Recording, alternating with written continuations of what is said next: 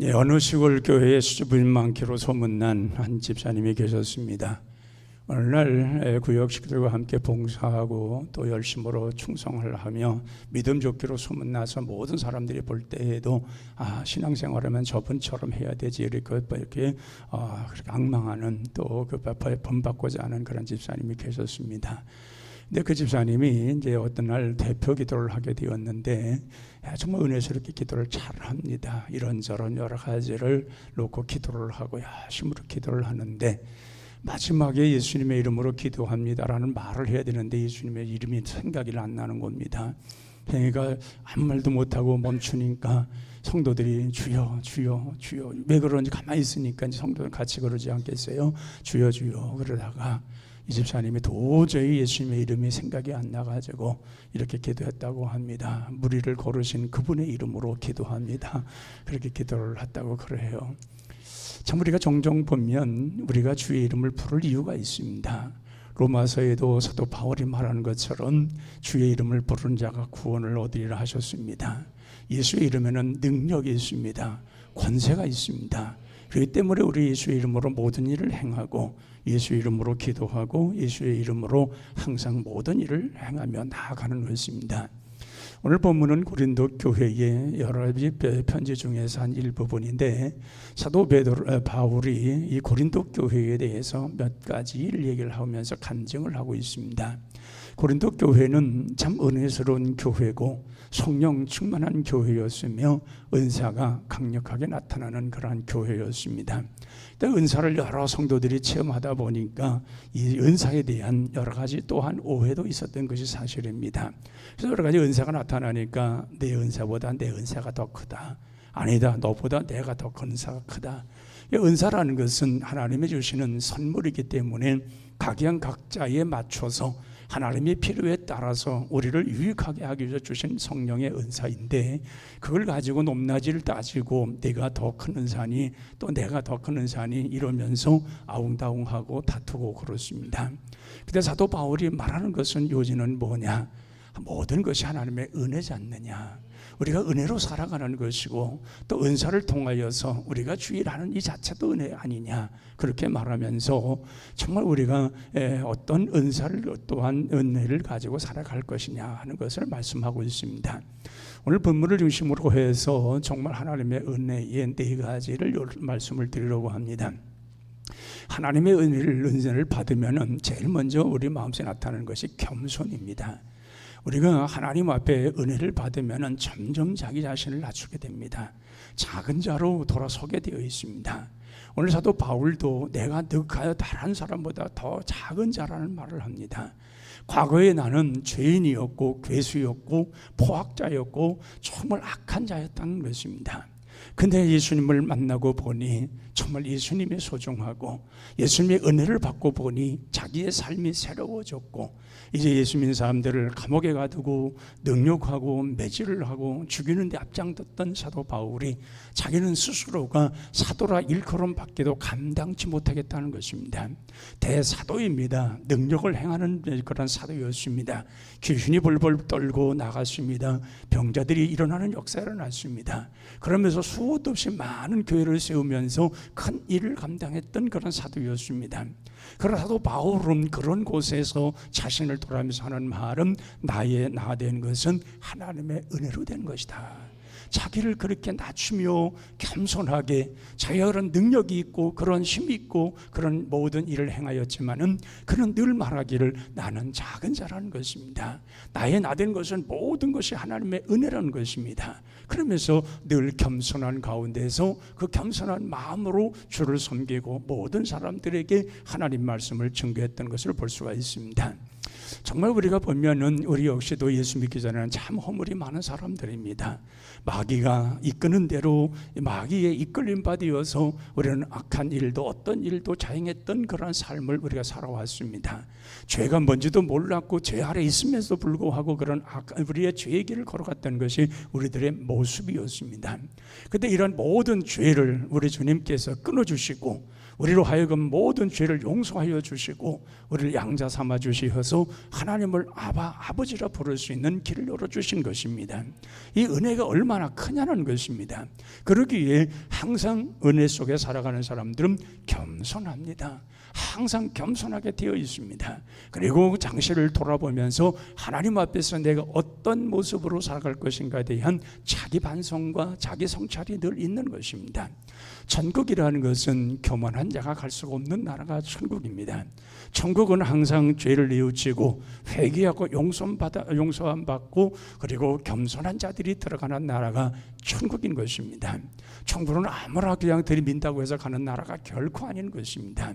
선별되어지고 구원에 이른 자들이고 주님 앞에 정말 하나님의 정말 구원하여 주셔서 그들이 변화되어서 새로운 역사를 이루는 모든 사람들이 들어가는 나라가 바로 천국인 것입니다.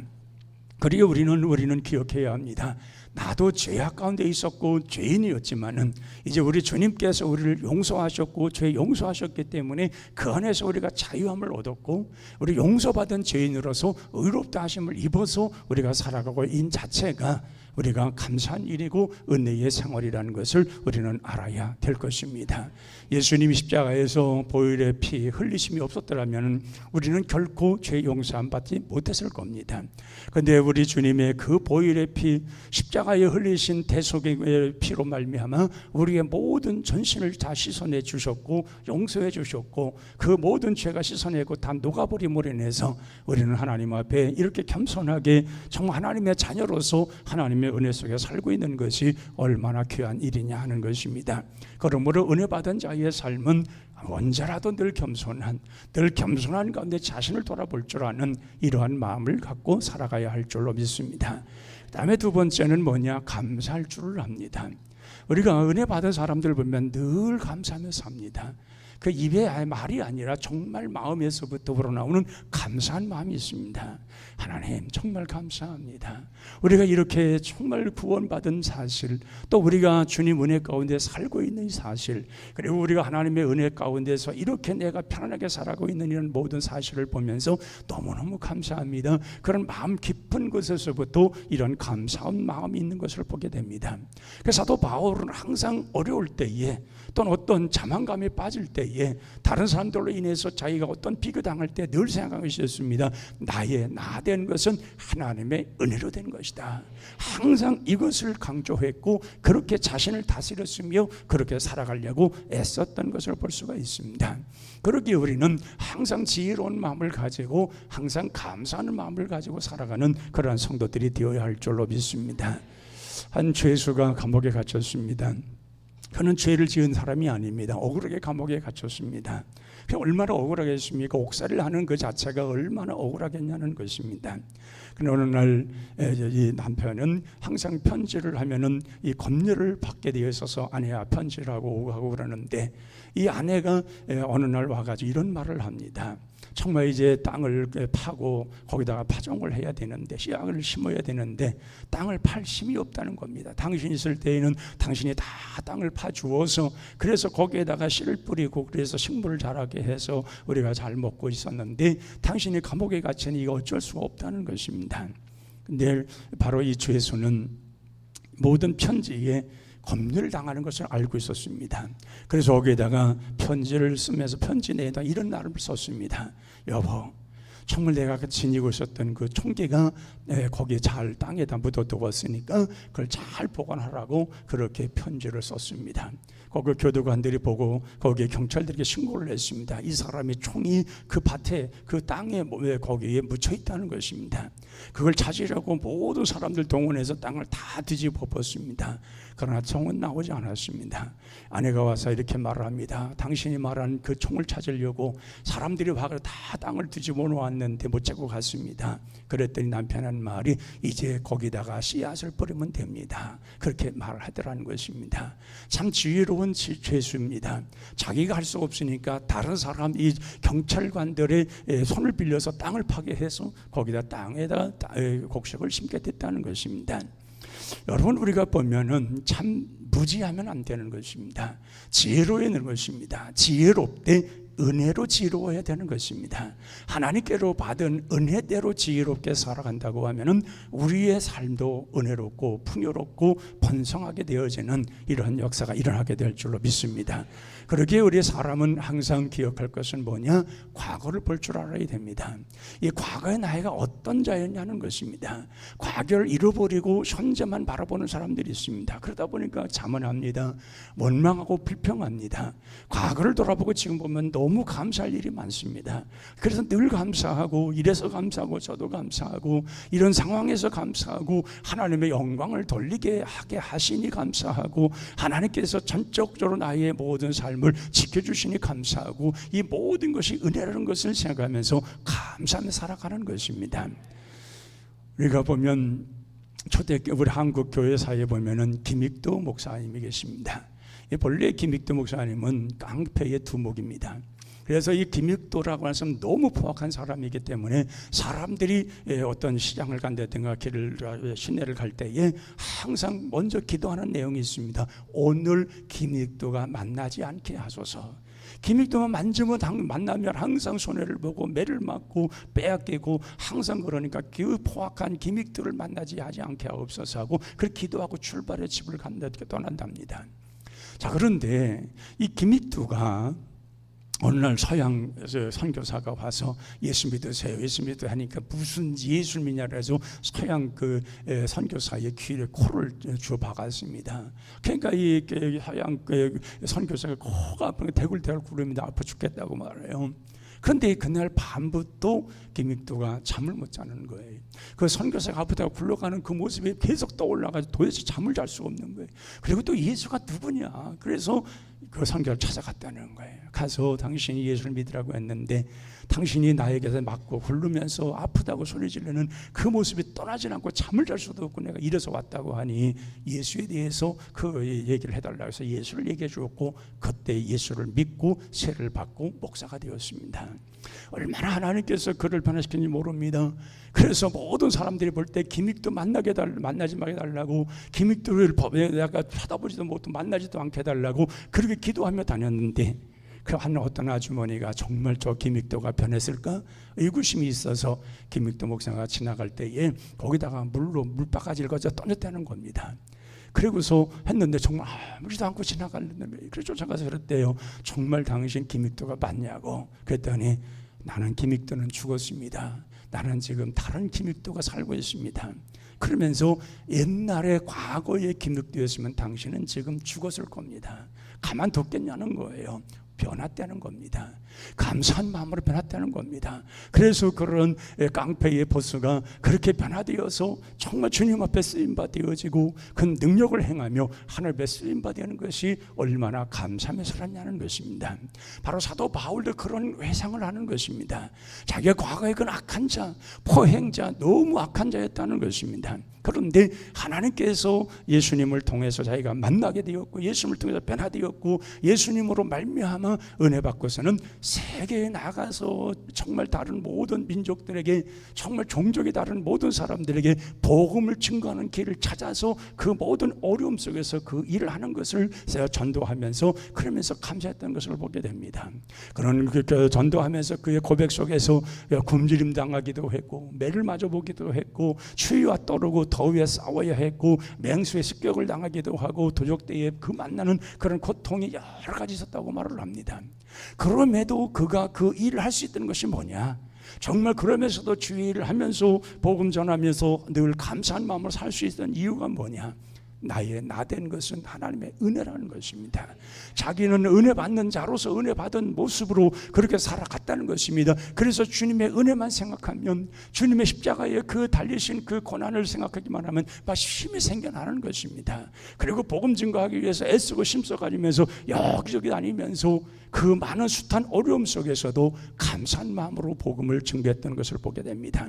그러므로 우리가 정말 은혜 받은 자로서는 항상 마음속에 깊은 감사가 있고, 어떤 상황에도 감사하며 하나님 앞에 늘 감사의 생활을 하는 것이 은혜 받은 자의 모습인 줄로 믿습니다. 세 번째는 뭐냐? 충성하는 자입니다. 은혜 받았다고 하면서 교회를 하지 아니하고 은혜 받았다며 충성치 않으면 진정한 은사를 의심해 봐야 됩니다. 우리가 은혜를 받았는데 어떻게 주의 일을 하지 않습니까?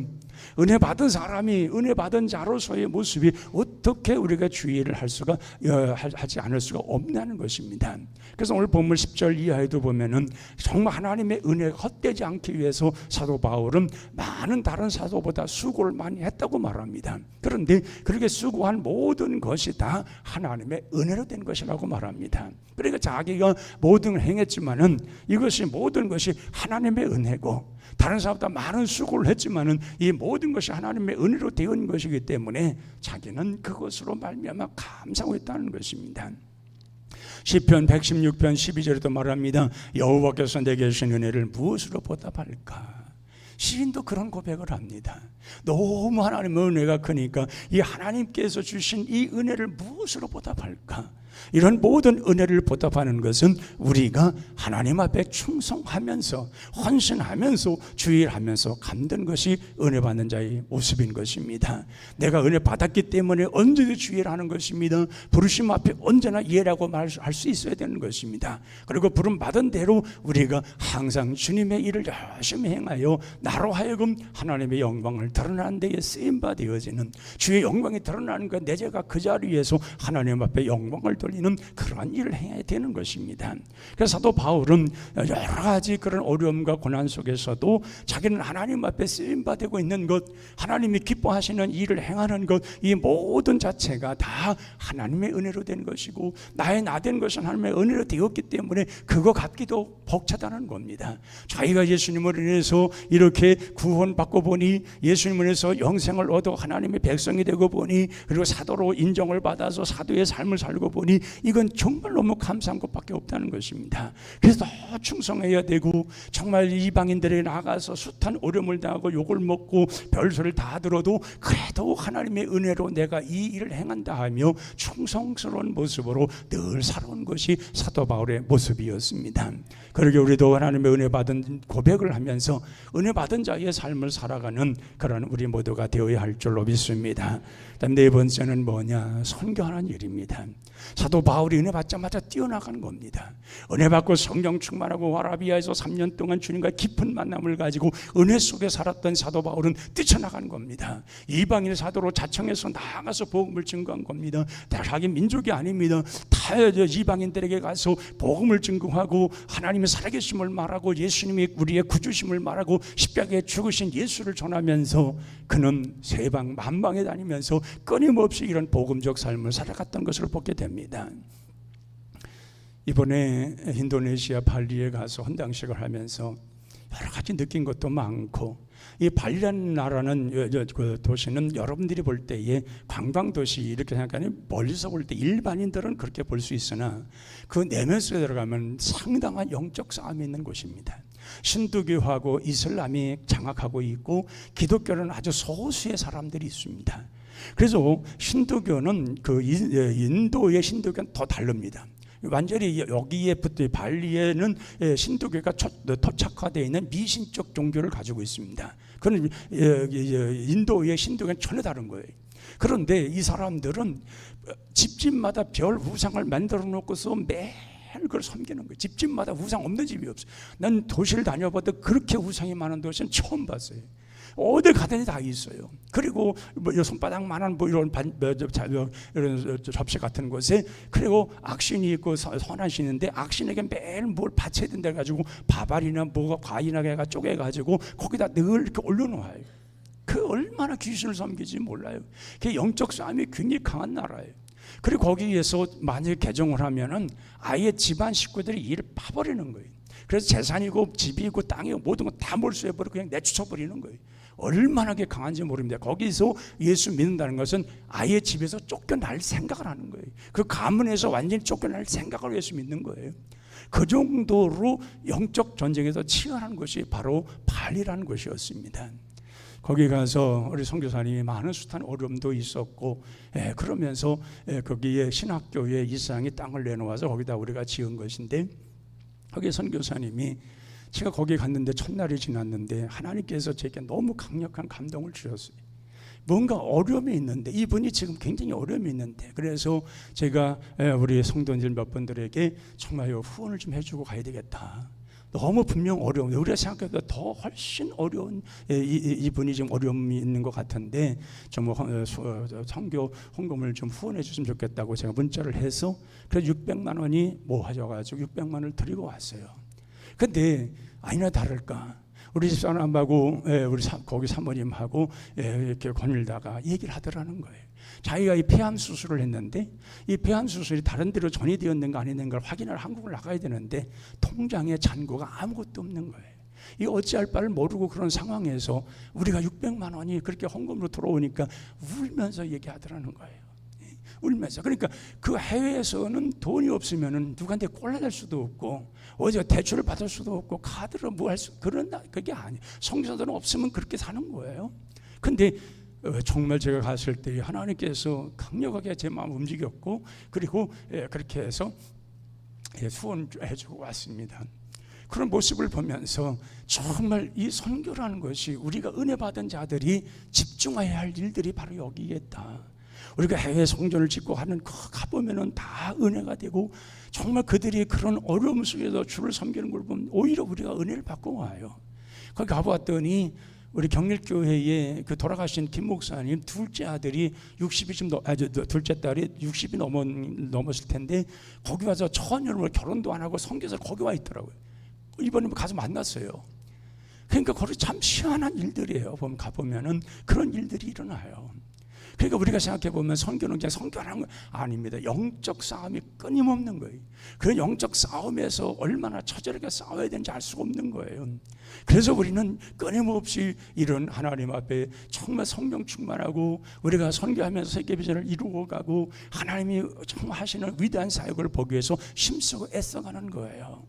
그래서 보면 우리가 정말 우리 교회도 선교 많이 이야기합니다만은 실질적으로 선교에 동참하는 분들은 많지 않아요. 그러나 그분들에 의해 선교는 하고 있는 거예요. 그들이 힘껏 선교에 참여하기 때문에 우리는 선교는 끊임없이 해 나갈 수 있는 거예요. 그러므로 우리는 모두가 다 우리가 정말 은혜 받고 은혜 받은 자의 모습으로 산다면은 우리는 선교하는 일에 앞장서고, 정말 우리가 어느 정도 살만한데 우리는 그런 일에 우리가 동참해서 우리 같이 함께해서 정말 우리가 이 일을 계속해 나아갈 수 있는, 하나님이 정말 기뻐하시는 이런 일을 이룰 수 있는, 어려움 당하는 선교사들을 돕고 거기서 정말 지옥 속에서 어려움 당하는 고통받는 사람들을 도와주는 이러한 일들을 정말 예수 믿는 것 때문에 쫓겨내야 되는. 그래서 이번에 가보니까 또 선교사님이 거기에 고아원 비슷한 것을 세운다고 하더라고요. 왜? 거기 신도교에서 쫓겨난 사람들이 갈 데가 없는 거예요. 갈 데가 없으니까 그 사람들 데려다가 키워야 되니까 그 사람들을 거기서 기거할 수 있는 그 숙소를 만들려고 준비한다고 하더라고요. 이렇게 보면은 우리는 할 일이 참 많아요. 선교적 할 일이 참 많고 후원할 일도 많이 있어요. 없는 것은 뭐니? 돈이 부족한 거예요. 돈이 부족하지만 그러나 그 속에서도 하나님이 이런 일을 향해 하신 것은 은혜 중에 은혜인 줄로 믿습니다. 그럼 우리가 정말 하나님의 은혜 받은 자로서 늘 겸손하고 늘 감사한 마음을 가지고 늘 충성심과 정말 세계 비전을 이루어가는 선교의 마음을 가지고 우리가 주님 앞에 쓰인다면 분명 우리의 삶을 또 하나님께서 그런 삶을 살아갈 수 있도록 길러 놓으시고 형통한 길로 우리를 인도하여 주실 줄로 믿습니다. 기도하겠습니다. 하나님 아버지, 정말 우리는 모든 것이 은혜입니다. 사도 바울이 나의 나된 것은 하나님의 은혜로 된 것이니 라고 고백했던 것처럼, 또 하나님이 주신 은혜가 헛되지 않기 위해서 더 수고하고 열심으로 일하고 한다는 것처럼, 우리가 주님의 은혜 받은 자의 모습으로서 정말 우리도 그 모든 은혜가 헛되지 않도록 정말 은혜 속에 늘 살아가는, 정말 하나님 앞에 늘 정말 감사하며 겸손한 마음과 충성심을 가지고 언제나 주님의 주신 명령 세계 비전을 이루어갈 수 있는 우리 모두가 되게 하여 주시옵소서. 그리스도 안에서 우리가 이 일에 부르심을 받았사오니 심서 지켜나가며 주님 오시는 그날까지 이루어가는 우리들이 되게 하여 주시옵소서. 예수님의 이름으로 기도하옵나이다. 아멘.